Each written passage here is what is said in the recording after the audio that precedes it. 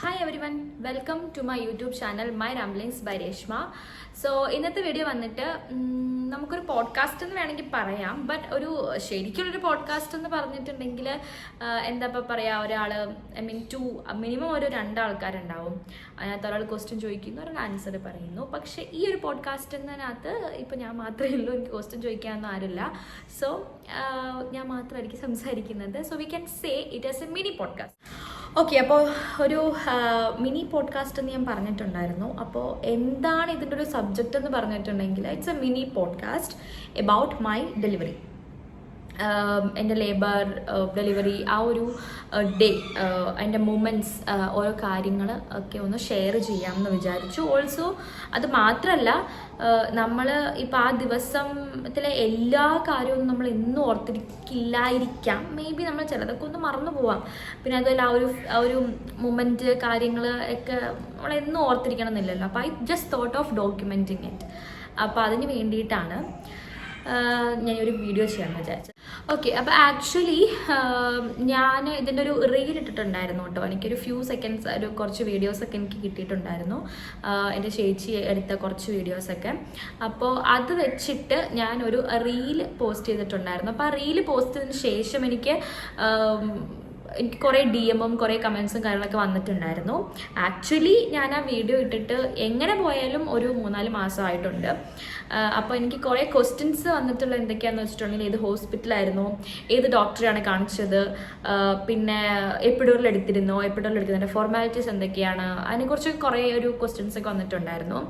അപ്പോൾ എനിക്ക് പറ്റുന്നതിനൊക്കെ റിപ്ലൈ കൊടുത്തിട്ടുണ്ട്. But still there are some messages that എനിക്ക് റിപ്ലൈ കൊടുക്കാൻ പറ്റാതെ, സമയമൊന്നും കിട്ടാത്ത കുറേ മെസ്സേജുകളുണ്ട്. അപ്പോൾ I just thought of doing it as a video. So എല്ലാവർക്കും യൂസ്ഫുൾ ആയിരിക്കുമല്ലോ. കൂടുതൽ ഇൻഫോർമേറ്റീവ് എന്ന് പറയാൻ പറ്റില്ല, ഞാൻ എൻ്റെ എക്സ്പീരിയൻസ് ഷെയർ ചെയ്യുന്നു, അത്രേ ഉള്ളൂ കേട്ടോ. ഓക്കെ, അപ്പോൾ എൻ്റെ ഡെലിവറി വന്നിട്ട് റിനായി മെഡിസിറ്റി എന്നായിരുന്നു. പാലാരി വട്ടത്തുള്ള റിനായി മെഡിസിറ്റി ഹോസ്പിറ്റലിലായിരുന്നു എൻ്റെ ഡെലിവറി. ഞാൻ കൺസൾട്ട് ചെയ്തിട്ടുണ്ടായിരുന്നത് ഡോക്ടർ സിന്ധു ഗോപാലകൃഷ്ണനെയാണ് കേട്ടോ. ഞാൻ കൺസൾട്ട് ചെയ്തിട്ടുണ്ടായിരുന്നത് ദ ബെസ്റ്റ് ഗൈനക്കാണ് റിനായിലുള്ളത്. അപ്പോൾ ദർ ആർ 2 റീസൺസ് ഞാൻ റിനായി ചൂസ് ചെയ്യാൻ. 2 റീസൺ ഉണ്ട്. ഒന്നാമത്തെ കാര്യം എന്ന് പറഞ്ഞിട്ടുണ്ടെങ്കിൽ എൻ്റെ ചേച്ചിയുടെ ഡെലിവറി അവിടെയായിരുന്നു. അത് മാത്രമല്ല, വേറൊരു റീസൺ എന്ന് പറഞ്ഞിട്ടുണ്ടെങ്കിൽ, എൻ്റെ ചേച്ചിയുടെ ഡെലിവറി സമയത്ത് ബേബി അകത്തുനിന്ന് തന്നെ മോഷൻ പോയിട്ടുണ്ടായിരുന്നു. അപ്പോൾ സാധാരണ ഒരു ഹോസ്പിറ്റലാണെന്നുണ്ടെങ്കിൽ എനിക്ക് തോന്നുന്നു പെട്ടെന്ന് അവർ എമർജൻസി C-സെക്ഷൻ വേണമെന്നൊക്കെ പറഞ്ഞ് പെട്ടെന്ന് അവർ C-സെക്ഷൻ ആക്കും. ബട്ട് ഇൻ റിനായി അവരെന്താ ചെയ്തെന്ന് വെച്ചിട്ടുണ്ടെങ്കിൽ, അവർ എന്തൊക്കെയോ ചെയ്ത് അത് ക്ലീനാക്കി പുറത്തെടുത്ത്, ആ മോഷൻ മാത്രം പുറത്തെടുത്ത് ക്ലീനാക്കി, പിന്നെ അതൊരു നോർമൽ ഡെലിവറി ആക്കുകയാണ് ചെയ്തത്. അവർ പാനിക്കായില്ല, പിന്നെ ചേച്ചിനെ പാനിക് ആക്കിയിട്ടുണ്ടായിരുന്നില്ല. സോ ഒരു കംഫർട്ടബിൾ ആയിരുന്നു. അപ്പോൾ ആ ഒരു റീസൺ കൊണ്ടും ആണ് ഞാൻ, അതായത് എന്താ പറയുന്ന, ഒരു മാക്സിമം ഒരു നോർമൽ ഡെലിവറിക്ക് ശ്രമിക്കും. അപ്പോൾ ആ ഒരു ഇതുകൊണ്ടും ആണ് ഞാൻ റിനായി ചൂസ് ചെയ്തിട്ടോ. പിന്നെ അതേപോലെ തന്നെ നോർമൽ ഡെലിവറി ആവാൻ വേണ്ടി ഹോസ്പിറ്റലിൽ മാത്രമല്ല, നമ്മളും കുറേ എക്സസൈസുകളൊക്കെ ചെയ്യണം. അപ്പോൾ അതൊക്കെ ഞാൻ ചെയ്തിട്ടുണ്ടായിരുന്നു. ബട്ട് സ്റ്റിൽ ഈ 2 റീസൺ കൊണ്ടാണ് ഞാൻ റിനായി ചൂസ് ചെയ്തിട്ടുണ്ടായിരുന്നത്. പിന്നെ talking about the doctor Sindhu Gopalakrishnan from Renai medicity, നമ്മുടെ ബെസ്റ്റ് ഗൈനക്കാണ്. നമുക്ക് ഡൗട്ട്സും കാര്യങ്ങളൊക്കെ ചോദിക്കാം, ക്വസ്റ്റ്യൻസ് ചോദിക്കാം. ഫോർ മീ, എനിക്ക് ആ ലേബർ റൂമിലേക്ക് ഡോക്ടർ വന്നപ്പോൾ എനിക്ക് വന്ന ഒരു സമാധാനം എന്ന് പറയുന്നത് വളരെ വളരെ വളരെ വലുതാണ്. എന്ന് വെച്ചാൽ നമ്മൾ ഇനി ഓക്കെയാണ്, ഡോക്ടർ നോക്കിക്കോളും എന്ന ഒരു വിശ്വാസം എനിക്ക് ഡോക്ടറിലുണ്ടായിരുന്നു. ഫുൾ കൺസൾട്ടേഷനും കാര്യങ്ങളും എല്ലാം എനിക്ക് വളരെ വളരെ കംഫർട്ടബിൾ ആയിരുന്നു, ലേബർ ഡെലിവറി എല്ലാം. സോ അതാണ് എനിക്ക് ഹോസ്പിറ്റലിനെ കുറിച്ചും ഇതും പറയാനുള്ളത്. സോ ഇത് ഞാൻ എൻ്റെ ഡെലിവറി പോഡ്കാസ്റ്റ്, എൻ്റെ എക്സ്പീരിയൻസ്, എങ്ങനെയാണ് ഡെലിവറി പെയിൻ തുടങ്ങിയത്, അത് കാര്യങ്ങളൊക്കെ ഞാനിപ്പം ഷെയർ ചെയ്യാം. അപ്പോൾ എൻ്റെ 38th or 39th വീക്കിലാണ് ബേബി വന്നത് കേട്ടോ. ഋതു ബേബി വന്നിട്ടുണ്ടായിരുന്നത്, പുറത്തേക്ക് വന്നത്. അപ്പോൾ May 1st ഈവനിങ് ഞാനും ഹസ്ബൻഡും കൂടെ ഒരു വാക്ക് വേയിൽ നടക്കാൻ പോയിട്ടുണ്ടായിരുന്നു. ഞങ്ങളുടെ അടുത്തുള്ള ഒരു സ്ഥലത്ത് ജസ്റ്റ് നടക്കാൻ പോയിട്ടുണ്ടായിരുന്നു. അപ്പോൾ അതിൻ്റെ ഒരു റൗണ്ട് നടന്നപ്പോൾ തന്നെ എനിക്ക് ചെറുതായിട്ട് പെയിൻ തുടങ്ങിയിട്ടുണ്ടായിരുന്നു കേട്ടോ. അത് മാത്രമല്ല, എനിക്ക് ആ ദിവസം, അതായത് May 1st ഒരു 2 weeks or 1 week മുന്നേ ഒരു ഫോൾസ് ലേബർ പോലെ വന്നിട്ടുണ്ടായിരുന്നു. അപ്പോൾ അന്ന് ജസ്റ്റ് ഒരു പെയിൻ പോലെ വന്ന് പിന്നെ അതങ്ങ് പെട്ടെന്നങ്ങ് പോയി. ബട്ട് ഇപ്പോൾ May 1st ഞാൻ നടക്കാൻ പോയി, ഒരു റൗണ്ട് എടുത്തപ്പോൾ എനിക്ക് പെയിൻ വന്നു. പിന്നെ ഞാൻ വിചാരിച്ചു എല്ലാവരും വെയിറ്റിംഗ് ആണ് ബേബി പുറത്ത് വരാൻ. എല്ലാവരേക്കാൾ ഉപരി ഞാനും ഹസ്ബൻഡും വളരെ വളരെ എക്സൈറ്റഡ് ആയിരുന്നു ബേബിനെ കാണാൻ വേണ്ടിയിട്ട്. എങ്ങനെയായിരിക്കും ബേബിയുടെ ഫേസ് ഇരിക്കുക, അതൊരാണായിരിക്കുമോ പെണ്ണായിരിക്കുമോ, അങ്ങനെ കുറേ എക്സൈറ്റ്മെൻറ്റ് കാര്യങ്ങളൊക്കെ ഉണ്ടായിരുന്നു. അപ്പം ഞാൻ ഓർത്തു ജസ്റ്റ് പിന്നെ ഒരു 4-5 റൗണ്ട് ഞങ്ങൾ നടന്നു. 4-5 റൗണ്ട് നടന്നപ്പോഴത്തേക്കും പെയിൻ നല്ല പോലെ കൂടിയിട്ടുണ്ടായിരുന്നു കേട്ടോ. അതുകൊണ്ട് പെയിൻ കൂടിയതുകൊണ്ട് പിന്നെ ഞങ്ങൾ തിരിച്ച് വീട്ടിലേക്ക് വന്നിട്ടുണ്ടായിരുന്നു. അപ്പോൾ തിരിച്ച് വീട്ടിലേക്ക് വന്ന് ഒന്നൊന്ന് റിലാക്സ് ചെയ്യാമെന്ന് വിചാരിച്ചപ്പോഴത്തേക്കും പിന്നെ എനിക്ക് കോൺട്രാക്ഷൻ പോലെ വന്നു തുടങ്ങി. അതായത് കൂടുതൽ എന്തായാലും ഇപ്പോൾ 1 മണിക്കൂർ ഇടവിട്ട് 1/2 മണിക്കൂർ ഇടവിട്ട് അങ്ങനെ പെയിൻ വന്ന് തുടങ്ങിയിട്ടുണ്ടായിരുന്നു. പിന്നെ ഓരോ ഇതിൻ്റെ ഇൻ്റർവെൽ കഴിയും തോറും പെയിൻ്റെ ഇൻറ്റൻസിറ്റിയും കൂടി വന്നിട്ടുണ്ടായിരുന്നു. അപ്പോൾ ഞങ്ങൾ എന്താണെന്ന് വെച്ചിട്ടുണ്ടെങ്കിൽ നേരത്തെ ഞങ്ങൾ ഡ്രസ്സും കാര്യങ്ങളൊക്കെ പാക്ക് ചെയ്ത് വെച്ചിട്ടുണ്ടായിരുന്നു. ഹോസ്പിറ്റൽ ബാഗെല്ലാം കുട്ടിയുടെ ബേബിയുടെ ആണെങ്കിലും എൻ്റെ ആണെങ്കിലും ഹസ്ബൻഡിൻ്റെ ആണെങ്കിലും കാര്യങ്ങൾ ഞങ്ങൾ നേരത്തെ പാക്ക് ചെയ്ത് വെച്ചിട്ടുണ്ടായിരുന്നു. പിന്നെ ഞങ്ങൾ ജസ്റ്റ് ഡിന്നർ കഴിച്ചിട്ട് ഞങ്ങളൊരു അറൗണ്ട് 9-9:30 ഒക്കെ ആയപ്പോൾ വീട്ടിൽ നിന്ന് ഇറങ്ങിയിട്ടുണ്ടായിരുന്നു. അപ്പോൾ ആ ഒരു സമയം അതിന് ബ്ലോക്കൊന്നും ഇല്ലാതെ നമ്മളൊരു 10 മണി ഒക്കെ ആയപ്പോഴത്തേക്കും 10-10:30 ആയപ്പോഴത്തേക്കും നമ്മൾ റിലയിൽ എത്തിയിട്ടുണ്ടായിരുന്നു. നമ്മളുടെ വീട്ടിൽ നിന്ന് എനിക്ക് അറൗണ്ട് ഒരു 45 മിനിറ്റ്സ് ഇല്ല, അതിന് മുന്നേ നമ്മൾ എത്തിയിട്ടുണ്ടായിരുന്നു. ആ സമയം ആയതുകൊണ്ട് ബ്ലോക്കൊക്കെ ഉണ്ടെങ്കിൽ അതിലും കൂടുതൽ എടുക്കുമായിരിക്കും കേട്ടോ. അപ്പോൾ ഞങ്ങൾ 10-10:30 ആയപ്പോഴത്തേക്കും ഞങ്ങൾ നേരെ എമർജൻസിയിലേക്കാണ് ചെന്നത്. അപ്പോൾ എമർജൻസി ചെന്നപ്പോൾ തന്നെ 39th വീക്കായി, പെയിൻ ഉണ്ട് എന്നറിഞ്ഞതുകൊണ്ട് നേരെ ലേബർ റൂമിലേക്ക് വിടുക ചെയ്തത്. അപ്പോൾ ലേബർ റൂമിൽ ചെന്നിട്ടുള്ള ഫസ്റ്റ് പ്രൊസീജിയർ എന്ന് പറയുന്നത് കുട്ടിയുടെ ഹാർട്ട് ബീറ്റ് നോക്കുന്നതായിരുന്നു. ഹാർട്ട് ബീറ്റ് നോക്കാൻ ഒരു ട്രാക്ക് ചെയ്യാനായിട്ട് നമ്മുടെ വയറ് ചുറ്റും ഒരു ഇത് വെച്ചിട്ടൊരു ടൂൾ വെച്ചിട്ടുണ്ടായിരുന്നു. പിന്നെ PV നോക്കിയിട്ടുണ്ടായിരുന്നു. PV നല്ല എനിക്ക് ഭയങ്കര ടെൻഷനുള്ളൊരു ഇതായിരുന്നു PV. പിന്നെ 9 മാസമായല്ലോ, അതിനകത്തൊരു 10 PV എങ്കിലും കഴിഞ്ഞിട്ടുണ്ടാവും, ആ ഒരു ഇതും ഉണ്ടായിരുന്നു. സോ ഞാൻ എന്താണ് ആ PVയുടെ ടൈമിൽ ചെയ്യുന്നതെന്ന് വെച്ചിട്ടുണ്ടെങ്കിൽ ബ്രീത്ത് ഇൻ ബ്രീത്ത് ഔട്ട്, അത് വിൽ റിയലി വർക്ക്. നമ്മൾ ഭയങ്കര ടെൻഷൻ അടിച്ച് നമ്മൾ ശ്വാസമൊക്കെ പിടിച്ച് നിന്നിട്ടുണ്ടെങ്കിൽ നമുക്കത് ഭയങ്കര ഡിസ്കംഫേർട്ട് ആകും. Just breathe in breathe out, കണ്ണടച്ച് ബ്രീത്ത് ഇൻ ബ്രീത്ത് ഔട്ട് ചെയ്തിട്ടുണ്ടെങ്കിൽ നമുക്ക് കുറച്ചെങ്കിലും ഒരു കംഫർട്ടബിൾ ആയിരിക്കും. പിന്നെ അത് മാത്രമല്ല PV ചെയ്യുന്ന ഡോക്ടറോട് വിചാരിക്കണം നമുക്ക് കംഫർട്ടബിൾ ആക്കാനായിട്ട് കേട്ടോ. അപ്പോൾ എൻ്റെ ഒരു ഇതിന് വെച്ചിട്ടുണ്ടെങ്കിൽ ആ ലേബർ റൂമിൽ നിന്ന് ഡോക്ടറിനെ നല്ല കംഫർട്ടബിൾ ആക്കിയിട്ട് പതുക്കെ ടെൻഷൻ അടിക്കണ്ട എന്നൊക്കെ പറഞ്ഞിട്ടാണ് PV ചെയ്തിട്ടുണ്ടായിരുന്നത്. ഓക്കെ, അപ്പോൾ ഫസ്റ്റ് PVയിൽ എനിക്കൊരു 2.5 സെൻറ്റിമീറ്ററോ 2 സെൻറ്റിമീറ്റർ എന്തോ ആയിരുന്നു ഡയലേറ്റഡ് ആയിട്ടുണ്ടായിരുന്നുള്ളൂ. അപ്പോൾ they thought to send me back to home. But before that അവർ സിന്ധു ഡോക്ടറിനെ വിളിച്ച് കൺഫേം ചെയ്യാൻ വിളിച്ചപ്പോൾ സിന്ധു ഡോക്ടർ പറഞ്ഞിട്ടുണ്ടായിരുന്നു തിരിച്ചു വിടണ്ട, നമുക്ക് ഡയലേറ്റഡ് ആവാൻ വേണ്ടിയിട്ട് ഒരു ബലൂൺ പോലത്തെ ഒരു ഇത് നമ്മൾ ഇൻസേർട്ട് ചെയ്യും. അപ്പോൾ ഇൻസേർട്ട് ചെയ്തിട്ട് അതിങ്ങനെ പതുക്കെ ആ ബലൂൺ ഇങ്ങനെ വീർത്ത് വരുമ്പോഴാണ് ഡയലേഷൻ സംഭവിക്കുന്നത്. അപ്പോൾ എനിക്ക് ആ ഒരു ബലൂൺ പോലത്തത് ഇൻസേർട്ട് ചെയ്തിട്ട് പിന്നെ എന്നെ റൂമിലേക്ക് തിരിച്ചു വിട്ടിട്ടുണ്ടായിരുന്നു കേട്ടോ.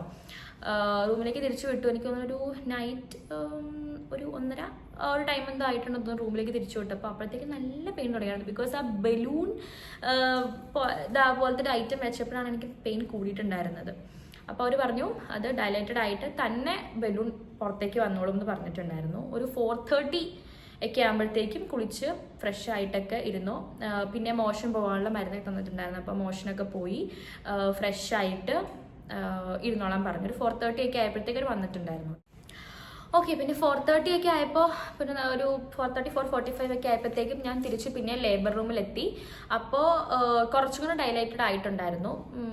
എനിക്ക് കറക്റ്റ് ഓർമ്മയില്ല, 4 or 5 ഒക്കെ ആയിട്ടാണ് തോന്നുന്നത്. കറക്റ്റ് എനിക്ക് ഓർമ്മയില്ല കേട്ടോ, 4 ഒക്കെ ആയിരിക്കും. അപ്പോൾ അത്ര ഡയലേറ്റഡ് ആയിട്ടുണ്ടായിരുന്നു. അപ്പോൾ പിന്നെ ഒരു ബലൂൺ അവർ തന്നെ മാനുവലി റിലീസ് ചെയ്യുകയാണ് ചെയ്തത്. പിന്നെ എനിക്ക് പെയിൻ വരാനുള്ളൊരു മരുന്നും കൂടെ തേച്ചിട്ടുണ്ടായിരുന്നു. PV ചെയ്യുമ്പോൾ തന്നെയാണ് നമ്മൾ ആ മരുന്നും അവിടെ വെക്കുന്നത് കേട്ടോ. അതും it was very painful for me. ഞാൻ ഭയങ്കര സെൻസിറ്റീവാണ്. ഞാൻ പെയിനൊന്നും അങ്ങനെ എന്താ പറയുന്നത് സഹിക്കുന്ന കൂട്ടത്തിലല്ല. സോ അപ്പോൾ എനിക്ക് അതൊക്കെ അത്യാവശ്യം പെയിൻഫുൾ ആയിട്ടാണ് തോന്നിയത്. അപ്പോൾ ഒരു ഓയിൽമെൻറ്റ് പോലത്തെ എന്തോ ഒരു ഐറ്റം ആയിരുന്നു എനിക്ക് മനസ്സിലായത്. അവർ PV ചെയ്യുമ്പോൾ തന്നെ അത് അകത്ത് തേക്കും പെയിൻ വരാൻ വേണ്ടിയിട്ട്. ബിക്കോസ് എനിക്കാണ് പെയിൻ ഉണ്ടായിരുന്നു, പക്ഷെ എന്നാലും പെട്ടെന്ന് സെറ്റാവാൻ വേണ്ടിയിട്ട് അവരൊരു പെയിൻ വരുന്നൊരു മരുന്ന് വെച്ചിട്ടുണ്ടായിരുന്നു കേട്ടോ. ഓക്കെ, പിന്നെ രാവിലെ ഒരു 8 മണി ഒക്കെ ആയപ്പോഴത്തേക്കും പിന്നെ സിന്ധു ഡോക്ടർ വന്നിട്ടുണ്ടായിരുന്നു റൗണ്ട്സിന് വേണ്ടിയിട്ട്. സിന്ധു ഡോക്ടർ വന്നിട്ടും ഫസ്റ്റ് ടൈം ഡോക്ടർ PV ചെയ്തു. അപ്പോൾ PV ചെയ്തിട്ട് പിന്നെയും അധികം ആയിട്ടൊന്നും ഡയലേഷൻ സംഭവിച്ചിട്ടുണ്ടായിരുന്നില്ല. പിന്നെ ഡോക്ടർ എന്ന് വെച്ചിട്ടുണ്ടെങ്കിൽ വാട്ടർ ബ്രേക്ക് ആണ് ചെയ്തത്. വാട്ടർ ബ്രേക്ക് ചെയ്യണമെന്ന് വെച്ചിട്ടുണ്ടെങ്കിൽ PV ചെയ്യുമ്പോൾ തന്നെ PV ചെയ്യുമ്പോൾ നമ്മളുടെ ഇങ്ങനെ ജസ്റ്റ് ട്വിസ്റ്റ് ചെയ്യുമ്പോഴത്തേക്കും വാട്ടർ ബ്രേക്ക് ആവും. സോ എൻ്റെ ഹസ്ബൻഡും കൂടെ ഉണ്ടായിരുന്നു കേട്ടോ. ഞാൻ ലേബർ സ്യൂട്ടാണ് എടുത്തത്. അപ്പോൾ അത് ഞാൻ പറയാൻ മിസ്സായിപ്പോയി. ലേബർ സ്യൂട്ടാണ് എടുത്തിട്ടുണ്ടായിരുന്നത്. അപ്പോൾ എൻ്റെ ഹസ്ബൻഡും കൂടെ ഉണ്ടായിരുന്നു. സോ അതുകൊണ്ട് എനിക്ക് ഭയങ്കര ഹെൽപ്ഫുള്ളായിരുന്നു. ബിക്കോസ് നമുക്ക് ആ കോൺട്രാക്ഷൻ വരുന്നതിൻ്റെ സമയത്ത് എന്ന് പറഞ്ഞിട്ടുണ്ടെങ്കിൽ നല്ല പെയിൻ ആയിരിക്കും. എനിക്ക് ആ ഒരു പെയിൻ്റെ ഒരു ഇത് എത്രമാത്രം വേദന വരുമെന്നുള്ളത് എനിക്ക് പറഞ്ഞറിയിക്കാൻ അറിയില്ല. നല്ല വേദനയായിരുന്നു. അപ്പോൾ ആ സമയത്ത് നമ്മളുടെ ബാക്ക് മസാജ് ചെയ്തു തരാമെന്ന് വെച്ചിട്ടുണ്ടെങ്കിൽ നമുക്ക് നല്ലൊരു ആശ്വാസം ഉണ്ടാവും. അപ്പോൾ ഞാൻ റൂമിലുണ്ടായിരുന്നപ്പോൾ എനിക്ക് ബാക്ക് മസാജ് ചെയ്യുന്നത് എൻ്റെ ചേച്ചിയും ഹസ്ബൻഡൂടെ മാറി മാറിയാണ് ചെയ്തു തന്നിട്ടുണ്ടായിരുന്നത്. പിന്നെ ലേബർ റൂമിൽ എൻ്റെ ഹസ്ബൻഡ് ഉണ്ടായിരുന്നു. അപ്പോൾ ആ സമയത്ത് ബാക്ക് മസാജ് ചെയ്യുമ്പോൾ എനിക്ക് നല്ല റിലീഫായിരുന്നു. അപ്പോൾ ആൾ കൂടെ കയറിയതുകൊണ്ട് എനിക്ക് നല്ല റിലീഫ് ഉണ്ടായിരുന്നു. പിന്നെ ഓരോ പെയിൻ വരുമ്പോഴും എന്താ പറയുന്നത്, നമ്മൾക്ക് എവിടെയൊക്കെ ഒന്ന് പിടിച്ചൊന്ന് ഇറുക്കണം എന്നൊക്കെ തോന്നില്ല. നമ്മളതിനെ കൈ പിടിച്ച് കുറേയൊക്കെ ഇറുക്കി ആളെ ഭയങ്കരമായിട്ട് വേദനിപ്പിച്ചിട്ടൊക്കെ ഉണ്ടായിരുന്നു. But still okay. അപ്പോൾ ഞാൻ സജസ്റ്റ് ചെയ്യുകയാണെന്നുണ്ടെങ്കിൽ ലേബർ സ്യൂട്ട് എടുക്കുക, ഹസ്ബൻഡിനകത്ത് കയറ്റുക. നമുക്ക് അത്രയും വലിയൊരു സപ്പോർട്ടാണ്. നമ്മൾ ആ ഒരു അത്രയും പെയിൻ അനുഭവിക്കുമ്പോൾ നമുക്ക് നമ്മളുടെ കംഫർട്ടായിട്ട് ആരെങ്കിലും ഉണ്ടാവണം എന്നുള്ളത് വലിയൊരു കാര്യമാണ്. അപ്പോൾ ഇപ്പം നമുക്ക് ആ ഒരു ഫെസിലിറ്റി ഒക്കെ ഇവിടെ ഉണ്ട്. അപ്പോൾ അതൊക്കെ എല്ലാവരും യൂസ് ചെയ്യാമെന്ന് ഞാൻ പറയും. ഓക്കെ, അപ്പോൾ ഒരു 8:30, 9 ആ ഒരു റേഞ്ചിലാന്ന് തോന്നുന്നുണ്ട് വാട്ടർ ബ്രേക്ക് ചെയ്തിട്ടുണ്ടായിരുന്നു. വാട്ടർ ബ്രേക്ക് ചെയ്ത് കഴിഞ്ഞിട്ടുള്ള വേദന അതാണ് ശരിക്കും പ്രസവ വേദന. പിന്നെ നല്ല വേദനയായിരുന്നു. പിന്നെ എനിക്ക് പിന്നെ ഞാൻ ഭയങ്കര പ്രശ്നമായിരുന്നു. എന്ന് വെച്ചാൽ പെയിൻ കൂടിയതുകൊണ്ട് എനിക്ക് എപ്പിഡ്യൂറൽ വേണമെന്ന് പറഞ്ഞാൽ ഭയങ്കര കരച്ചിലായിരുന്നു. കരച്ചെന്ന് വെച്ചാൽ അങ്ങനെ കരച്ചിലല്ല, പക്ഷെ എന്നാലും എനിക്ക് എപ്പിഡ്യൂറൽ വേണം എന്നുള്ള ആ ഒരു ഇതായിരുന്നു. കുറേയൊക്കെ ഞാൻ സഹിക്കാൻ ഇതായിരുന്നു. ബട്ട് നമ്മൾ നേരത്തെ തന്നെ എപ്പിഡ്യൂറൽ എടുക്കണമെന്ന് ഓൾറെഡി നമ്മൾ ഡിസൈഡഡ് ആയിരുന്നു. അപ്പോൾ അതുകൊണ്ട് തന്നെ എനിക്ക് എപ്പിഡ്യൂറൽ എടുക്കണം എന്ന് ഞാൻ നേരത്തെ പറയുന്നുണ്ടായിരുന്നു. പിന്നെ I just want to mention about the nurse. എനിക്ക് ആ ലേബർ റൂമിൽ കൂടെ ഉണ്ടായിരുന്ന ഒരു നേഴ്സ്, എനിക്ക് ആള് തന്ന ആ ഒരു സപ്പോർട്ടും ഭയങ്കര വലുതായിരുന്നു. ഞാൻ ആ സമയത്ത് ഒരു 100,000 ചോദ്യങ്ങൾ ചോദിച്ചിട്ടുണ്ടാവും. ബിക്കോസ് നോർമൽ ആണെങ്കിലും സി സെക്ഷൻ ആണെങ്കിലും no, I just don't want to say normal C section നോർമലാണ്. I will say like vaginal or C section. അപ്പോൾ എൻ്റെ വജൈനൽ ഡെലിവറി ആയിരുന്നു. അപ്പോൾ എനിക്ക് ഭയങ്കര ഒരു ടെൻഷൻ ഉണ്ടായിരുന്നു, നമ്മൾ പുഷ് ചെയ്യുന്ന സമയത്ത് മോശം പോവോ എന്നുള്ളത്. അപ്പോൾ അതെനിക്ക് ഭയങ്കര ടെൻഷനുള്ള കാര്യമായിരുന്നു കേട്ടോ. അപ്പം ഞാൻ അതിനെക്കുറിച്ച് മോശം പോവോ എന്നുള്ള ടെൻഷനൊക്കെ ഇങ്ങനെ ചോദിച്ചുകൊണ്ടിരുന്നു. അപ്പോൾ നേഴ്സ് പറഞ്ഞു ഇറ്റ്സ് ഓക്കെ, മോശം പോയാലും ഇപ്പം എന്താ, അവരൊക്കെ വെൽ ട്രെയിൻഡാണ്, അതൊന്നും ഓക്കെ, നമ്മൾ അതോർത്ത് ടെൻഷൻ അടിക്കേണ്ട. നമ്മൾ ആകെ ടെൻഷൻ അടിക്കേണ്ടത് നമ്മളുടെ ബേബിയുടെ കാര്യം ഓർത്തിട്ടാണ്. ബേബീനെ ഡോക്ടർ പറയുന്ന അനുസരിച്ച് നമ്മൾ കറക്റ്റായിട്ട് പുഷ് ചെയ്ത് ഡോക്ടർ പറയുന്ന എല്ലാ ഇൻസ്ട്രക്ഷനും നമ്മൾ ഫോളോ ചെയ്തിട്ടുണ്ടെങ്കിൽ ഇറ്റ് വിൽ ബി സ്മൂത്തൊന്നല്ല, കഷ്ടപ്പെടണം. പക്ഷെ എന്നാലും നമ്മൾ ആ ഒരു കാര്യം ഓർത്ത് ടെൻഷൻ അടിക്കണ്ട. അപ്പം അതേപോലത്തെ സിമ്പിൾ കുറേ കാര്യങ്ങളൊക്കെ ചോദിച്ച്, പിന്നെ സ്റ്റിച്ച് ഇടുമ്പോൾ വേദന ഉണ്ടാവുമോ, അവർ കുറേ കട്ട് ചെയ്യുമോ, അങ്ങനത്തെ കുറേ സിമ്പിൾ ക്വസ്റ്റ്യൻസ് ഒക്കെ ചോദിച്ചാൽ നേഴ്സിൻ്റെതായ കാര്യങ്ങൾ ചെയ്യുമായിരിക്കും. പക്ഷെ അതിൻ്റെ ഇടയ്ക്ക് ഞാൻ ആളെ കുറേ ക്വസ്റ്റ്യൻസ് ഒക്കെ ചോദിച്ച് ബുദ്ധിമുട്ടിച്ചിട്ടുണ്ടായിരുന്നു. അപ്പം എന്നാലും എൻ്റെ കൂടെ എന്താ പറയുന്നത്, കാമായിട്ട് നിന്ന് എനിക്ക് എല്ലാത്തിനും കറക്റ്റ് ആൻസറും കാര്യങ്ങളൊക്കെ പറഞ്ഞു തന്നിട്ടുണ്ടായിരുന്നു കേട്ടോ. അപ്പം ആ നേഴ്സിനെ ഞാൻ ഇന്നും സ്മരിക്കുന്നതായിരിക്കും. ഓക്കെ, അപ്പോൾ പിന്നെ വാട്ടർ ബ്രേക്ക് ചെയ്തിട്ട് കുറച്ച് കഴിഞ്ഞപ്പോഴത്തേക്കും പിന്നെ സിന്ധു ഡോക്ടർ വന്നിട്ടുണ്ടായിരുന്നു PV ചെയ്യാൻ വേണ്ടിയിട്ടാണ് തോന്നുന്നു വന്നിട്ടുണ്ടായിരുന്നു. അപ്പോൾ ഞാൻ പിന്നെയും കിടന്ന് പറഞ്ഞു ഡോക്ടർ എനിക്ക് എപ്പിഡ്യൂറൽ തരണമെന്ന്. പിന്നെ the decided to give me epidural. നമുക്ക് എത്ര പെയിൻ സഹിക്കാൻ പറ്റുമോ അത്ര വരെയൊക്കെ നിൽക്കാം. എനിക്ക് തോന്നുന്നൊരു 5-6 സെൻറ്റിമീറ്റർ ഇത്ര ആവുമ്പോഴാണ് അവർ നമുക്ക് എപ്പിഡ്യൂറൽ തരുള്ളൂ. ഇല്ലെങ്കിൽ ആ ഡയലേഷൻ പ്രോസസ്സ് സ്ലോ ആക്കും നമുക്ക് എപ്പിഡ്യൂറൽ തന്നിട്ടുണ്ടെങ്കിൽ. അപ്പോൾ എപ്പിഡ്യൂറൽ എടുക്കാൻ പോകുമ്പോൾ എൻ്റെ ഹസ്ബൻഡ് കൂടെ ഉണ്ടായിരുന്നില്ല. ഹസ്ബൻഡ് ആരെയും കൂടെ നിർത്തില്ല, നമ്മളെ മാത്രമേ കൊണ്ടുപോകുള്ളൂ. എല്ലാവർക്കും പൊസിഷൻ അറിയാമല്ലോ, എപ്പിഡ്യൂറൽ പൊസിഷൻ നമ്മളിങ്ങനെ നേരെ ഇരുന്നിട്ട് നടു ഇങ്ങനെ വളച്ചിട്ട് ഇരുന്നിട്ടുള്ളൊരു പൊസിഷനാണ്. ഓക്കെ, അപ്പോൾ ആ എപ്പിഡ്യൂറൽ എടുത്ത ഡോക്ടറും കാര്യങ്ങളൊക്കെ പറഞ്ഞു തന്ന് ഇങ്ങനെ ഇരിക്കണം, അനങ്ങരുത്, പിന്നെ ഓരോ പ്രോസസ്സ് നമുക്ക് പറഞ്ഞു തരും. ഇങ്ങനെ നീഡിൽ കുത്തുന്നുണ്ട്, ഇത് കുത്തി കഴിഞ്ഞിട്ട് ഒരു ചെറിയൊരു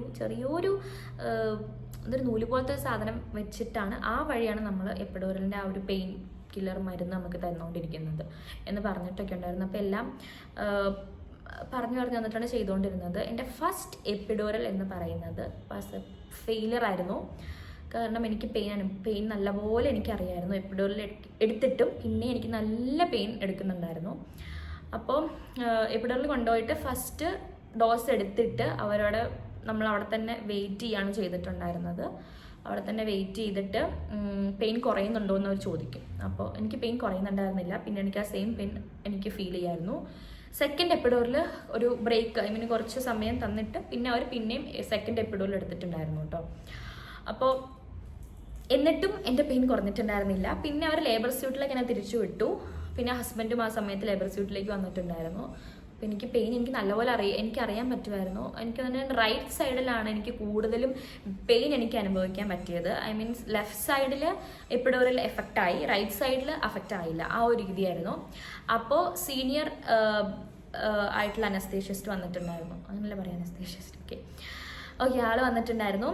അപ്പോൾ ആൾ വന്നിട്ട് അപ്പം ഞാൻ ആളുടെ അടുത്തും എനിക്ക് ആ സമയത്ത് നല്ല ഓർമ്മയുണ്ട്. ഞാൻ പറയണം എനിക്ക് പിന്നെ എപ്പിഡോറിൽ വേണം, എനിക്ക് പെയിൻ കുറയുന്നില്ല എന്നൊക്കെ പറഞ്ഞ് ഞാൻ കാര്യം പറഞ്ഞു. അപ്പോൾ പിന്നെ the decided to give me the third എപ്പിഡോറിൽ ആ സീനിയർ ആയിട്ടുള്ള ഡോക്ടർ തന്നെയാണ് എനിക്ക് തേർഡ് എപ്പിഡോറിൽ എടുത്തിട്ടുണ്ടായിരുന്നത്. അപ്പോൾ അതും എടുത്തപ്പോഴാണ് എനിക്കെൻ്റെ പെയിൻ ഒന്ന് എന്താ പറയുന്ന ഒരു ആശ്വാസമായത്. അപ്പം ഞാൻ വിചാരിച്ചു കുറച്ച് നേരം ഒന്ന് ഉറങ്ങാം. ബിക്കോസ് കഴിഞ്ഞ ദിവസം ഉറങ്ങിയിട്ടേ ഇല്ല. ജസ്റ്റ് കുറച്ചൊരു കിടന്നിട്ടുണ്ടായിരുന്നു. റൂമിൽ പോയപ്പോഴാണെങ്കിലും ആ കോൺട്രാക്ഷൻ വരുന്നതുകൊണ്ട് എനിക്ക് കിടക്കാൻ പറ്റില്ല. എനിക്കവിടെ ഇരിക്കാൻ അല്ലെങ്കിൽ നിലത്തിങ്ങനെ നമ്മൾ ഹാഫ് ഇരിക്കില്ല, ആ ഒരു രീതിയിലൊക്കെയാണ് എനിക്ക് ഇരിക്കാൻ പറ്റില്ലായിരുന്നു. കിടക്കാൻ പോലും പറ്റില്ലായിരുന്നു തലേന്ന് രാത്രി. അപ്പോൾ ഈ എപ്പിഡോറിലെടുത്ത് പെയിൻ കുറവുള്ളതുകൊണ്ട് കുറച്ച് നേരം ഉറങ്ങാമെന്ന് ഓർത്ത് ബാക്ക് ടു ലേബർ സ്യൂട്ടിലേക്ക് വിട്ടു. അപ്പോൾ അതിന് മുന്നൊരു കാര്യം പറയട്ടെ, എനിക്ക് എപ്പിഡോർ എൻ്റെ ഫെയിലായത് ദാറ്റ്സ് നോട്ട് ബിക്കോസ് അത് അവരുടെ ഫോൾട്ട് അല്ല. ബിക്കോസ് അത് ഓരോരുത്തരുടെ എന്താ പറയുക, നമ്മളുടെ ഈ വെയിൻസ് ഒക്കെ പോകുമല്ലോ, അപ്പോൾ അതിൻ്റെ എന്തോ ഒരു മിസ്റ്റേക്കാണ്. അപ്പോൾ എനിക്ക് എൻ്റെ നട്ടിൽ ചെറിയൊരു വളവുണ്ട്. അപ്പോൾ അതുകൊണ്ടായിരിക്കാം എനിക്ക് റൈറ്റ് സൈഡിലേക്ക് അത് അഫക്റ്റ് ആവാണ്ടിരുന്നത്. അത് അവരുടെ ഫോൾട്ടല്ല. അത് ഞാനത് എടുത്ത് പറയട്ടെ. ഓക്കെ അപ്പോൾ ഞാനൊന്ന് ഉറങ്ങാം എന്ന് വിചാരിച്ചിട്ടാണ് തിരിച്ച് ലേബർ സ്യൂട്ടിൽ വന്നത്. പിന്നെ എൻ്റെ ഹസ്ബൻഡും അത്രയും നേരം എൻ്റെ തൊട്ടടുത്ത് തന്നെ നിൽക്കുക ചെയ്തത്. അപ്പോൾ ആൾക്കും ഒന്ന് റെസ്റ്റ് എടുക്കാമെന്ന് ഓർത്തിട്ട് നമ്മൾ തിരിച്ച് ലേബർ സ്യൂട്ടിലേക്ക് ചെന്നപ്പോൾ കുട്ടി ദേ ഇറങ്ങി വരുന്ന പോലെ നമുക്ക് ശരിക്കും ആ ഒരു ഫീല് നമുക്ക് വരും. ഇങ്ങനെ എന്തോ ഇങ്ങോട്ട് താഴത്തേക്ക് ഇറങ്ങി വരുന്ന ആ ഒരു ഫീല് എനിക്ക് വന്നിട്ടുണ്ടായിരുന്നു. അപ്പം ഞാൻ നേഴ്സിൻ്റെ അടുത്തും എൻ്റെ ഹസ്ബൻഡിൻ്റെ അടുത്തും പറഞ്ഞു എനിക്ക് പുഷ് ചെയ്യാനുള്ള ആ ഒരു ഫീല് വരുന്നുണ്ട് എന്ന് പറഞ്ഞിട്ടുണ്ടായിരുന്നു. അപ്പോൾ അവർ ജസ്റ്റ് നോക്കി, നേഴ്സ് ജസ്റ്റ് നോക്കിയപ്പോൾ ഇറ്റ്സ് ഡയലേറ്റഡ് ആണ്, പക്ഷെ കുട്ടിയുടെ തലയൊന്നും കാണുന്നുണ്ടായിരുന്നില്ല ആദ്യമൊന്നും. അപ്പോൾ പിന്നെ ഞാൻ അപ്പോൾ ഞാൻ കുറേ നേരം എനിക്ക് ആ ഫീല് വന്നിട്ടും ഞാൻ അങ്ങനെ പറഞ്ഞില്ല. കുറച്ച് നേരത്തേക്ക് ഒരു 5 to 10 minutesലേക്ക് ഞാൻ അങ്ങനെ പറഞ്ഞിട്ടുണ്ടായിരുന്നില്ല പെയിൻ ഈ ഒരു ഫീൽ എനിക്ക് വരുന്നുണ്ട്, പുഷ് ചെയ്യണം എന്നുള്ളത്. പക്ഷെ എനിക്ക് സഹിക്കാൻ പറ്റുന്നതിൻ്റെ അപ്പുറത്തെത്തിയപ്പോൾ എനിക്കിപ്പോൾ പുഷ് ചെയ്യണം എന്നും പറഞ്ഞിട്ട് പിന്നെ നേഴ്സ് പെട്ടെന്ന് പോയിട്ട് അവിടെ ലേബർ റൂമിലുണ്ടായിരുന്ന ഒരു ഡോക്ടറെ വിളിച്ചിട്ട് വന്നിട്ട് ഡോക്ടർ പറഞ്ഞു, എന്നോട് പുഷ് ചെയ്യാൻ പറഞ്ഞു. ഞാനൊന്ന് പുഷ് ചെയ്തപ്പോഴത്തേക്കും ബേബിയുടെ ഹെയർ കുറച്ച് കാണാൻ പറ്റുന്നുണ്ടായിരുന്നു. അപ്പോൾ ഹസ്ബൻഡും നേഴ്സും ഡോക്ടറും ഉണ്ടായിരുന്നു. അപ്പോൾ ഡോക്ടർ ഹസ്ബൻഡിന് കാണിച്ചു കൊടുത്തത് ഹെയർ കണ്ടോ ബേബിയുടെ എന്ന് പറഞ്ഞ്. അപ്പോൾ എന്താ പറയുന്നത്, ഹെയർ കണ്ടു. പിന്നെ പെട്ടെന്നായിരുന്നു എല്ലാം. കുറേ വേറെ ഡോക്ടേഴ്സ്, കുറേ നേഴ്സസ് അവരെന്തൊക്കെയോ അവിടെ സെറ്റ് ചെയ്യുന്നു. പിന്നെ ഈ ബെഡൊക്കെ പൊക്കത്തേക്കാക്കുന്നു. പിന്നെ കാലൊക്കെ നമ്മുടെ പൊസിഷൻ ഡെലിവറി പൊസിഷനിലൊക്കെ വെക്കുന്നു. പിന്നെ വളരെ പെട്ടെന്നായിരുന്നു. പിന്നെ എന്നോട് പറഞ്ഞു പുഷ് എന്നൊക്കെ പറഞ്ഞിട്ട് ഞാൻ അങ്ങനെ പുഷ് ചെയ്തു. നമ്മുടെ മാക്സിമം എടുത്ത് ആ സമയത്ത് ആ പുഷ് ചെയ്യുന്ന സമയത്ത് മോശം പോവോ, എവിടെയെങ്കിലും പോവോ, എവിടെയെങ്കിലും ടിയറിങ് കൂടുതൽ വരുമോ, ആ ഒരു ടെൻഷനൊന്നുമില്ല. നമ്മൾ പെട്ടെന്ന് ഞാനങ്ങ് പുഷ് ചെയ്തു. പിന്നെ പുഷ് ചെയ്ത് കുട്ടിയുടെ തല ഏകദേശം പുറത്ത് വരും എന്നായപ്പോഴത്തേക്ക് അടുത്ത് സ്റ്റോപ്പ് ചെയ്തിട്ടുണ്ടായിരുന്നു. സ്റ്റോപ്പ് ചെയ്യുന്ന വെച്ചാൽ അങ്ങനെയല്ല കേട്ടോ, സിന്ധു ഡോക്ടർ വരാൻ വേണ്ടിയിട്ട് നമ്മളൊന്ന് പുഷ് ചെയ്യല് എന്ന് പറഞ്ഞിട്ടുണ്ടായിരുന്നു. പക്ഷേ ആ ഒരു ഇതെന്ന് പറഞ്ഞിട്ടുണ്ടെങ്കിൽ ഭയങ്കര എനിക്ക് പെയിൻഫുൾ എന്ന് ഞാൻ പറയുന്നില്ല, പക്ഷെ ഒരു ഡിസ്കംഫേർട്ടാണത്. പിന്നെ പെട്ടെന്ന് സിന്ധു ഡോക്ടർ വന്നു. ഞാൻ ആദ്യം പറഞ്ഞില്ലേ, സിന്ധു ഡോക്ടറിനെ ആ ഒരു ലേബർ സ്യൂട്ടിൽ കണ്ടപ്പോൾ എനിക്ക് വന്ന ആ ഒരു സമാധാനം, ഞാൻ അതിൻ്റെ പുഷ് ചെയ്തതിന് ഇടയ്ക്കിടയ്ക്ക് ഞാൻ ചോദിക്കുന്നുണ്ടായിരുന്നു സിന്ധു ഡോക്ടർ വന്നോ എന്നൊക്കെ. അപ്പോൾ ഡോക്ടർ പെട്ടെന്ന് എന്താ പറയുന്ന ഡോറൊക്കെ തുറന്ന് കയറി വന്നപ്പോൾ എനിക്ക് അപ്പോഴാണ് സമാധാനം. സത്യം പറഞ്ഞാൽ ഇനി എനിക്ക് ടെൻഷൻ അടിക്കേണ്ട കാര്യമില്ല, ഡോക്ടർ നോക്കിക്കോളും എന്ന ആ ഒരു വിശ്വാസം നമുക്ക് അവിടെ വയ്ക്കാം. അപ്പോൾ പിന്നെ ഡോക്ടർ പെട്ടെന്ന് വന്നു.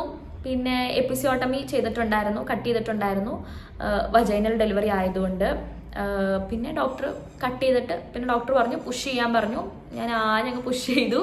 ബേബിയുടെ തല പുറത്ത് വന്നു. പിന്നെ പെട്ടെന്ന് ബേബി വന്നു. അതൊരു ഹാപ്പി മൊമെൻ്റ് ആണ്. അപ്പോൾ ചെറുതായിട്ട് നമ്മൾ ഇമോഷണൽ ആവും. അത്രയും നല്ലൊരു ഹാപ്പി മൊമെൻ്റാണ്. നമ്മൾ ആ സമയത്ത് നമ്മൾ അനുഭവിക്കുന്ന ഒരു ഫീലിങ്സ് എന്ന് പറഞ്ഞാൽ നമുക്ക് സന്തോഷമാണോ, സങ്കടമാണോ, എക്സൈറ്റ്മെൻ്റ് ആണോ, ഒരു പ്രത്യേക ഒരു ഫീലായിരുന്നു. കുട്ടീനെ എനിക്ക് എൻ്റെ നെഞ്ചിലേക്ക് അങ്ങ് വെച്ച് തന്നപ്പോൾ കരഞ്ഞ് നിലവിളിച്ചാണല്ലോ പുറത്തേക്കൊക്കെ വരുന്നത്. നല്ലൊരു എന്താ പറയുക, എനിക്കൊന്നും പറഞ്ഞറിയിക്കാറില്ല. അത്ര ഒരു ബ്യൂട്ടിഫുൾ ഫീലിംഗ് ആണ്. നമ്മളത് അറിയണം, ആ ഒരു ഫീലിംഗ്, എന്നാലാണ് നമുക്കത് മനസ്സിലാവുള്ളൂ. ഓക്കെ, ആറ്റോറിറ്റീസ്. അപ്പം അങ്ങനെ നമ്മൾ ഋതു ബേബി പുറത്ത് വന്നത് 1:23 PM ആയപ്പോഴാണ് ആൾ വന്നത്. മോർ ദാൻ 12 hours എന്തോ പെയിൻ ഉണ്ടായിരുന്നു. സാധാരണ പെയിനൊക്കെ കഴിഞ്ഞിട്ടാണ് ആൾ പുറത്തേക്ക് വന്നത്. അപ്പോൾ പിന്നെ ബേബി പുറത്ത് വന്നു. പിന്നെ ഡോക്ടർ അകത്തൊക്കെ ഒന്ന് ക്ലീൻ ചെയ്തു. പിന്നെ സ്റ്റിച്ച് ഇടാനുള്ളതൊക്കെയാണല്ലോ. പിന്നെ വാഷൊക്കെ ചെയ്തിട്ട് അവർ തന്നെ ചെയ്യും കേട്ടോ. അവരൊക്കെ ലോഷനൊക്കെ വെച്ച് എന്തോ ഒരു ഇത് വെച്ചിട്ട് അവർ വാഷ് ചെയ്ത് പിന്നെ സ്റ്റിച്ചിടും. എനിക്ക് എപ്പിഡോറലിൻ്റെ എഫക്റ്റ് അപ്പോഴത്തേക്കും പോയിട്ടുണ്ടായിരുന്നു. ബേബി വന്നു കഴിഞ്ഞപ്പോഴത്തേക്കും എൻ്റെ എപ്പിഡോറലിൻ്റെ എഫക്റ്റ് പോയി. എനിക്ക് അവരവിടെ സ്റ്റിച്ച് ഇടുന്നതൊക്കെ എനിക്ക് നല്ലപോലെ അറിയായിരുന്നു. ആ സ്റ്റിച്ച് ഇടുന്ന പിന്നെ അവർ പെട്ടെന്ന് ബേബിനെ കൊണ്ടുപോയി ബേബിനെ ക്ലീൻ ആക്കാനും കാര്യങ്ങൾക്കൊക്കെ വേണ്ടിയിട്ട് ബേബിനെ കൊണ്ടുപോയിട്ടുണ്ടായിരുന്നു. ദെൻ അവർ സ്റ്റിച്ച് ഇടുന്നൊരു ഇതാണ്. പിന്നെ ഹസ്ബൻഡും അടുത്ത് തന്നെ ഉണ്ട്. അപ്പോൾ എനിക്ക് ആ സ്റ്റിച്ച് ഇടുന്ന പെയിനൊക്കെ എനിക്ക് നല്ലപോലെ അറിയാമായിരുന്നു. ബിക്കോസ് ആ ഒരു എന്താ പറയുന്നത്, എൻ്റെ ലോക്കൽ അനസ്തേഷ്യയുടെ എഫക്റ്റ് പോയി, എപ്പിഡോറലിൻ്റെ എഫക്റ്റും എല്ലാം പോയിട്ട് എനിക്ക് സ്റ്റിച്ചിങ് നല്ല പെയിൻ എനിക്ക് അനുഭവിക്കുന്നുണ്ടായിരുന്നു. അപ്പോൾ ഞാൻ പറഞ്ഞു, ഞാൻ കുറേയൊക്കെ സഹിച്ചു തന്നു. പിന്നെ അവർ ഈ പെയിൻ അനുഭവിക്കുന്നത് കണ്ടിട്ട് പിന്നെ എനിക്ക് രണ്ടാമതൊരു ലോക്കൽ അനസ്തേഷ്യ തന്നു. എന്നിട്ടും ഞാൻ ആ പെയിൻ എനിക്ക് നല്ലപോലെ അറിയുന്നുണ്ടായിരുന്നു. കുറേ നേരം ഉണ്ടായിരുന്നു സ്റ്റിച്ചിങ്. അപ്പോൾ ഞാൻ എൻ്റെ ഹസ്ബൻഡിൻ്റെ അടുത്ത് ഇങ്ങനെ ചോദിക്കുന്നുണ്ടായിരുന്നു, കുറേ വലിയ മുറിവാണോ, കുറേ കട്ട് ചെയ്തോ എന്നുള്ളത്. പക്ഷെ അപ്പം എന്നെ ടെൻഷൻ ആക്കണ്ട എന്ന് വിചാരിച്ചിട്ട് ഒന്നും പറഞ്ഞില്ല. ചെറിയ മുറിവാണെന്നും പറഞ്ഞ് അത്യാവശ്യം സമയം എടുത്തിട്ടുണ്ടായിരുന്നു കേട്ടോ അവർ സ്റ്റിച്ച് ചെയ്യാൻ വേണ്ടിയിട്ട്. ബിക്കോസ് വലിയൊരു കട്ടാണ് ചെയ്തിട്ടുണ്ടായിരുന്നത്. അത് എപ്പിസിയോട്ടമി കട്ട് കുറച്ച് വലുതായിരുന്നു എൻ്റെ കേസിൽ. പിന്നെ നമ്മൾ എന്താണ് അവർ ക്ലീനൊക്കെ ആക്കി സ്റ്റിച്ചൊക്കെ ഇട്ട് നമ്മൾ കുറച്ചേരം റെസ്റ്റ് എടുക്കും. പിന്നെ അത് കഴിഞ്ഞിട്ട് പിന്നെ ബേബീനെ കൊണ്ടുവരും കേട്ടോ. പിന്നെ ബേബീനെ സ്കിൻ ടു സ്കിൻ വെക്കാൻ വേണ്ടിയിട്ട് കൊണ്ടുവരും. അവർ കുഞ്ഞ് ഇത്ര ഇച്ചിരി ഉണ്ടായിരുന്നുള്ളൂ കുഞ്ഞ് ബേബി. അപ്പോൾ അങ്ങനെ കൊണ്ടുവരും. സ്കിൻ ടു സ്കിൻ കുറച്ചിടം വെച്ചിട്ട് ഞാൻ പിന്നെ ഫസ്റ്റ് ബ്രസ്റ്റ് ഫീഡ് ചെയ്തു. അവിടെ നേഴ്സൊക്കെ ഹെൽപ്പിനുണ്ടാവും ഫീഡ് ചെയ്യാനും കാര്യങ്ങൾക്കൊക്കെ. ഫസ്റ്റ് ടൈം ഫീഡ് ചെയ്യുമ്പോൾ നമുക്ക് അറിയണ്ടാവില്ലല്ലോ എങ്ങനെ ഫീഡ് ചെയ്യണം, എങ്ങനെ കൊടുക്കണം, ഏത് പൊസിഷനിൽ ബേബിനെ വെക്കണം. അപ്പോൾ അതൊക്കെ കറക്റ്റായിട്ട് എനിക്ക് പറഞ്ഞു തന്നൊരു ഹെൽപ്പിന് വേണ്ടിയിട്ട് ഒരു നേഴ്സ് ഉണ്ടായിരുന്നു. അപ്പോൾ അങ്ങനെ ഫസ്റ്റ് ഫീഡ് ഞാൻ അവിടെ ചെയ്തിട്ടുണ്ടായിരുന്നു. ഓക്കെ, അപ്പോൾ പിന്നെ ഫസ്റ്റ് ഫീഡ് കഴിഞ്ഞപ്പോഴത്തേക്കും പിന്നെ ബേബീനെ പുറത്തൊക്കെ എല്ലാവരും ഒന്ന് കാണിച്ച് ഒരു ബാസ്ക്കറ്റ് പോലത്തെ ഒരു സാധനത്തിനകത്ത് ഇട്ടിട്ടുണ്ടോ ബേബീനെ കൊണ്ടുവന്നത്. ബിക്കോസ് അങ്ങനെ ഫസ്റ്റ് ടൈം എന്ന് വെച്ചാൽ കുറേ ആൾക്കാരൊക്കെ ഉണ്ടാവും. പിന്നെ എല്ലാവരും എടുത്ത് കൈമാറി ഇവരുടെ അസുഖങ്ങളൊന്നും വരുത്തണ്ട എന്ന് വിചാരിച്ചിട്ടായിരിക്കും ഒരു ബാസ്ക്കറ്റിൽ ആക്കിയിട്ട് അവർ കൊണ്ടുപോയിട്ടുണ്ടായിരുന്നത്. പിന്നെ ബേബീനെ തിരിച്ച് എൻ്റെ അടുത്ത് കൊണ്ടുവന്നു, സൈഡിൽ ഇങ്ങനെ കിടത്തി കുറച്ചേരം കിടത്തിയിട്ടുണ്ടായിരുന്നു. പിന്നെ കൊണ്ടുപോയി കുറച്ചേരം കിടത്തിയിട്ട് പിന്നെയും കൊണ്ടുപോയി. പിന്നെ ഞാനൊന്ന് എന്നെ കുളിപ്പിക്കാനായിട്ടും അവിടെ നേഴ്സ് വരും കേട്ടോ. അപ്പോൾ അവരൊന്ന് സ്റ്റിച്ച് ഇട്ടതിൻ്റെ അവിടെ നമ്മളോട് തന്നെ വാഷ് ചെയ്യാനൊക്കെ പറയും. നല്ല വാഷ് ചെയ്ത്, ബിക്കോസ് നമുക്കൊന്ന് യൂസ്ഡ് ആവാൻ വേണ്ടിയിട്ടാണ്. വജനൽ ഡെലിവറി ആയതുകൊണ്ടും അപ്പം തന്നെ എണീറ്റ് നടക്കാൻ അവർ പറയും. അപ്പോൾ എണീറ്റൊക്കെ നടന്നു, തന്നെ ഒന്ന് മേലൊക്കെ കഴുകി ഒന്ന് ഫ്രഷായി മരുന്നൊക്കെ വെച്ചു എന്നിട്ടാണ് കേട്ടോ നമ്മളെ വിട്ടിട്ടുണ്ടായിരുന്നത് റൂമിലേക്ക് കുറച്ച് പതുക്കെ ഒക്കെയാണ് വിട്ടിട്ടുണ്ടായിരുന്നത്. പിന്നെ റൂമിലെത്തിയിട്ട് we are on our own. First എന്താ പറയുന്നത്, ഒരു 1 വീക്ക്, അതായത് എൻ്റെ ഹസ്ബൻഡ് തിരിച്ച് ജോലിക്ക് കയറുന്ന വരെ എൻ്റെ ബേബിയുടെ എല്ലാ കാര്യങ്ങളും ഹസ്ബൻഡിനാണ് നോക്കിയിട്ടുണ്ടായിരുന്നത് കേട്ടോ. ബിക്കോസ് ഞാൻ സൈഡായിട്ടുണ്ടായിരുന്നു, എനിക്ക് നല്ല ക്ഷീണം ഉണ്ടായിരുന്നു. പിന്നെ ഫീഡ് ചെയ്യാനൊക്കെ എനിക്ക് ആദ്യം കുറച്ച് ബുദ്ധിമുട്ടായിരുന്നു. എനിക്ക് കറക്റ്റ് പൊസിഷനോ പിന്നെ ബേബിനെ എടുക്കാനുള്ള ടെൻഷൻ അങ്ങനെ കുറച്ച് കാര്യങ്ങളൊക്കെ ഉണ്ടായിരുന്നു. ബട്ട് സ്റ്റിൽ നമ്മൾ റൂമിലേക്ക് എത്തിയാലും പിന്നെ നമ്മൾക്ക് ബ്രസ്റ്റ് ഫീഡും കാര്യങ്ങൾ എങ്ങനെ ബ്രസ്റ്റ് ഫീഡ് ചെയ്യണം എന്നുള്ള കാര്യം പറഞ്ഞു തരാനൊക്കെ ഡോക്ടേഴ്സ് വന്നിട്ടുണ്ടായിരുന്നു. പിന്നെ അതേപോലെ എന്തൊക്കെ ഡയറ്റ് ഫോളോ ചെയ്യണം എന്നൊക്കെ പറയാനൊക്കെ ഡോക്ടേഴ്സും കാര്യങ്ങളൊക്കെ ഉണ്ടായിരുന്നു കേട്ടോ. അപ്പോൾ ഓക്കെ, അപ്പോൾ ഇതാണ് എൻ്റെ delivery experience, first delivery experience. ഞാൻ വിചാരിച്ചു, അതായത് ഞാനിപ്പോൾ ഇവിടെ ഇടാൻ കാരണം, ഇങ്ങനൊരു യൂട്യൂബ് വീഡിയോ ചെയ്യാനുള്ള കാരണം എന്ന് വെച്ചിട്ടുണ്ടെങ്കിൽ എനിക്ക് അങ്ങനെ കുറേ ക്ലിപ്പും കാര്യങ്ങളൊന്നും കിട്ടിയിട്ടുണ്ടായിരുന്നില്ല, എടുക്കാനുള്ളൊരു സാവകാശം ഉണ്ടായിരുന്നില്ല, എടുക്കാനുള്ള ഒരു എനർജിയും എനിക്ക് ആ സമയത്ത് ഉണ്ടായിരുന്നില്ല.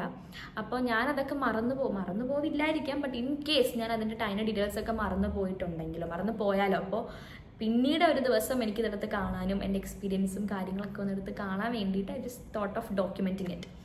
അപ്പോൾ എൻ്റെ കയ്യിലുള്ള ക്ലിപ്സും കാര്യങ്ങളൊക്കെ ഞാൻ ഇതിന് ശേഷം ആഡ് ചെയ്യാം, അല്ലെങ്കിൽ you can visit my Instagram page. അവിടെ ഞാൻ ഒരു റീൽ ഇട്ടിട്ടുണ്ട്, ജസ്റ്റ് ഒരു ഫ്യൂ സെക്കൻഡ് ഒരു റീലാണ്, അപ്പോൾ അതൊക്കെ ഇട്ടിട്ടുണ്ട്. ഇത്രയാണ് എൻ്റെ ഡെലിവറി എക്സ്പീരിയൻസ്. നമ്മൾ ഡെലിവറി ചെയ്ത് പുറത്ത് വന്ന ആളോടെ നിൽക്കുന്നുണ്ട്. ബാ, ഇതാണ് പുറത്ത് വന്ന ആ ഒരു കുട്ടി. ഹായ്.